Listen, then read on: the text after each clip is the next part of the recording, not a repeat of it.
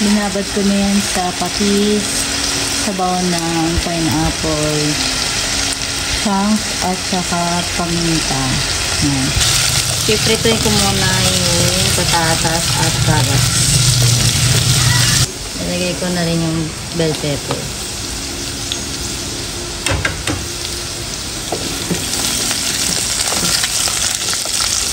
Lagyan ko siya ng asin, kunting paminta.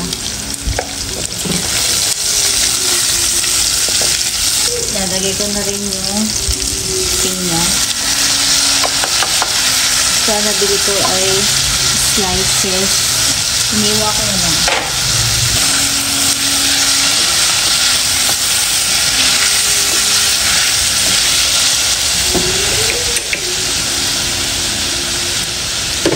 Set aside ko na.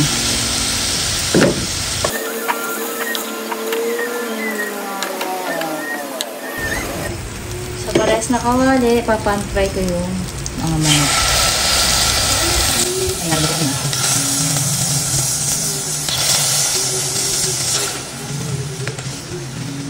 Ayan, nakasap ko. Ayan naman. Baliktarin naman natin para maluto yung kabila.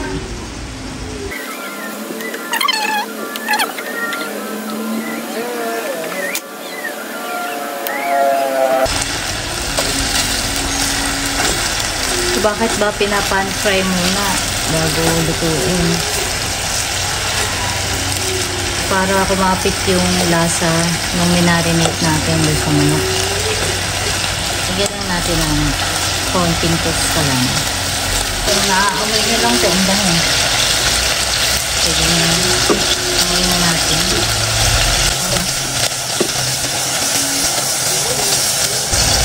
Salang natin ang panibago.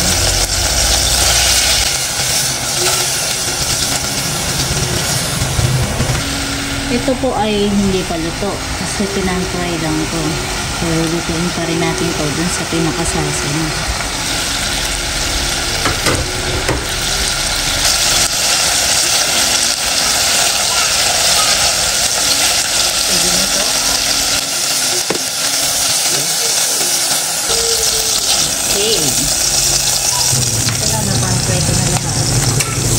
Gigisa ko na itong sibuyas.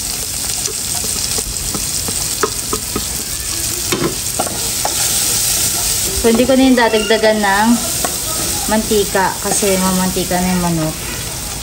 Sunod ko na yung bawang. And then dito sa dish na to, pwede kayong magdagdag ng kamatis. Kaya lang sa aking experience, wow experience, bubuksan ko na yung apoy.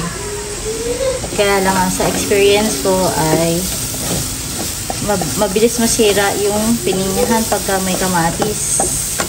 Sa akin lang naman yun ha. Depende pa rin sa inyo kung gusto nyo maglagay ng kamatis. Pwede naman. Babalik ko na itong pan fry na manok. Igisa natin siya sa bawang at sibuyas. Tapos yung may mga toasted yan dun sa kaserola. Yan, saidin natin. Pinaka-marinate niya. Sana hindi nyo tinapon. Hindi na mga lasa pa niyan. Yan. Hayaan ko lang yan mag-reduce kasama yung manok. Yung pinaka-marinate lang nilagay ko dyan. Lalagyan ko na rin siya ng chicken cube. Isa lang yan, hinati ko lang sa 4. Kung hindi naman kayo fan ng mga broth cubes, pwede nyo naman hindi lagyan. Timplahan nyo na lang ng konting patis.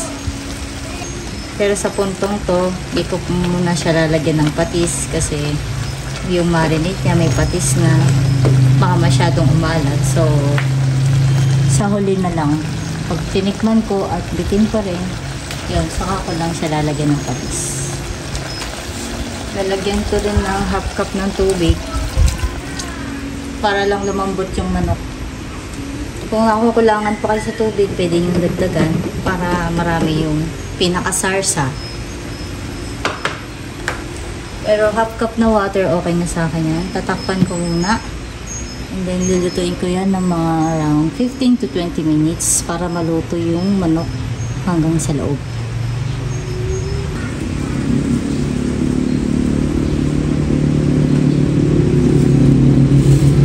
After 5 minutes, haluin ko lang para mapantay yung luto.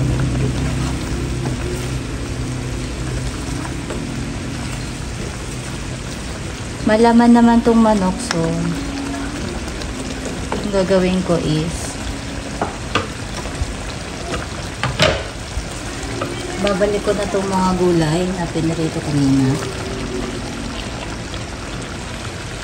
para lumasa na rin siya dun sa manok, pati yung pinya.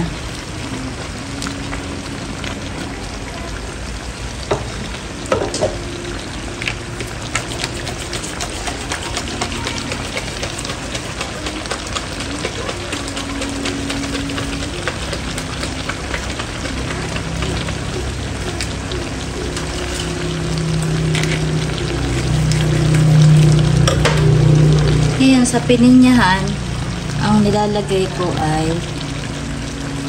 ayan, gata, Coco Mama, baka naman. Ayan. Nakasanayan ko na to eh. Gata yung nilalagay. Yung iba, ang nilalagay nila ay fresh milk, evaporated milk. Yan. Nasa sa inyo naman yan kung anong mas trip nyo, kung saan kayo masaya. Ako masaya ko dito sa gata. Kung di nyo pa natatry yung gata, try nyo, hindi kayo magsisisi. Mas masarap siya, promise. So, yan, nilagay ko na rin yung gata. Haluin ko lang ng bahagya. Yan.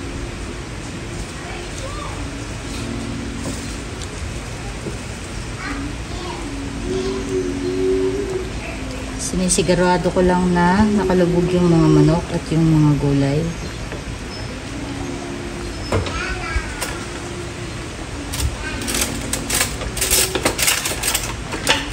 So, etong timplo na to, titignan ko kung okay na yung alat niya.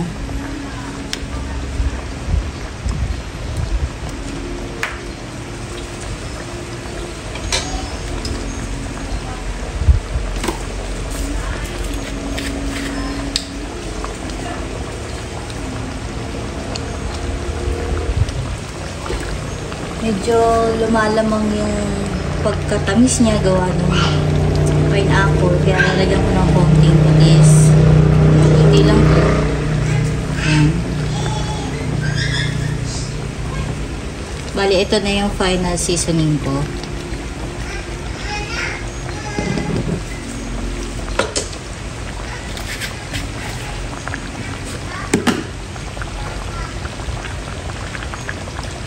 Dagdagan ko din ng paminta.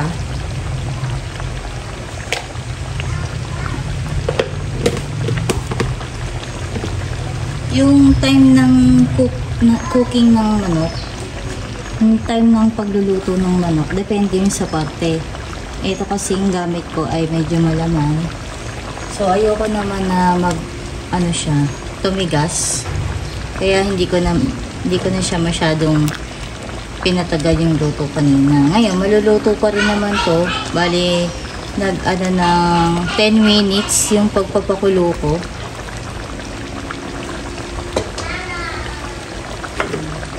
Pagpapakulo ko sa kanya kanina, doon sa marinade at doon sa konting tubig.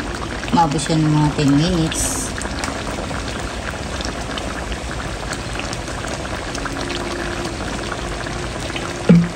Yan, depende ngayon sa parte ng manok na gagamitin mo yung pagluluto. Ngayon naman, lalagyan ko siya ng konting suka. Ba't ko nilalagyan ng suka? Yun yung tanong.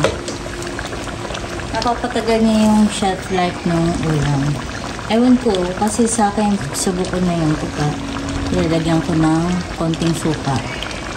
At saka, hindi ko nga nilalagyan ng kamatis kasi pag nilalagyan ko, mabilis siya napapanis kahit nasa rep. Yung sa isang araw lang, yung panis na agad. Kaya hindi ko na nilalagyan ng kamatis. So, ito naman, Pag nilagyan ko ng suka, di muna natin hahaluin. Hayaan muna natin kumulo yan ng mga 1 minuto, 1 to 2 minutes. After nun, saka lang natin hahaluin. So, yung apoy ko ay nasa low to medium heat lang para hindi masunog yung gata. Huwag niyong tatakpan kasi mahihilaw daw yung suka. Tsaka pag may gata, mas maganda daw yung walang takip. So, papakuloyin ko lang yan ng mga 1 minute pa. Yan, after 1 minute, medyo hahaluin ko siya kasi baka masunog na yung yung ilalim.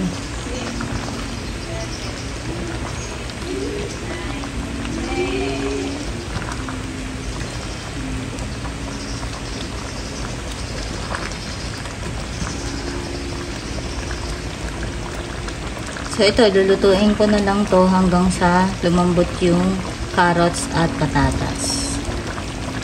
Kasi medyo matigas pa. Pwede nyo rin to medyo patuyuan para mas lumasa yung gata. Pero ako papalambutin ko lang yung patatas at carrots. Kasi mas gusto ng anak ko tsaka ng asawa ko na may sarsa pa siya. Kaysa yung tuyo na. So, papalambutin ko lang yung mga gulay. Ito na ang ating pininyang manok with gata. Napakasarap nito. Try nyo na rin. So, ano pang hinihintay namin? Kakain na kami ng lunch. Habang mainit-init pa to.